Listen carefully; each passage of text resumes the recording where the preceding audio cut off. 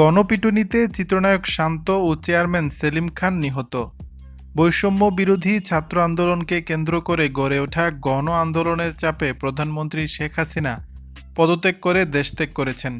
এ খবরে বিজয় উল্লাসে মেতেছে চাঁদপুরের জেলা শহর ও উপজেলা শহর গ্রামের সাধারণ মানুষ।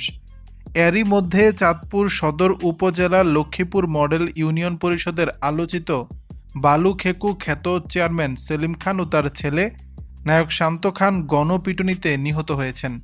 সোমবার ৫ আগস্ট শেখ হাসিনা পদত্যাগ করার পর নিজ এলাকা থেকে পালিয়ে যাওয়ার সময় বালিয়া ইউনিয়নের ফরাক্কাবাদ বাজারে এসে জনগণের তোপের মুখে পড়েন তারা।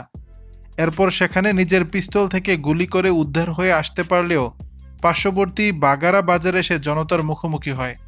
তারপর সেখানে জনগণের পিটুনিতে নিহত হন সেলিম খান ও তার ছেলে শান্ত খান। চাঁদপুর সদর মডেল থানার ভারপ্রাপ্ত কর্মকর্তা বিষয়টি নিশ্চিত করেন। তিনি বলেন, তাদের মৃত্যুর বিষয়ে আমরা জেনেছি, তবে আমাদেরকে কেউ খবর দেয়নি, আর আমাদের জানমালের নিরাপত্তার কারণে সেখানে কাউকে পাঠানো হয়নি।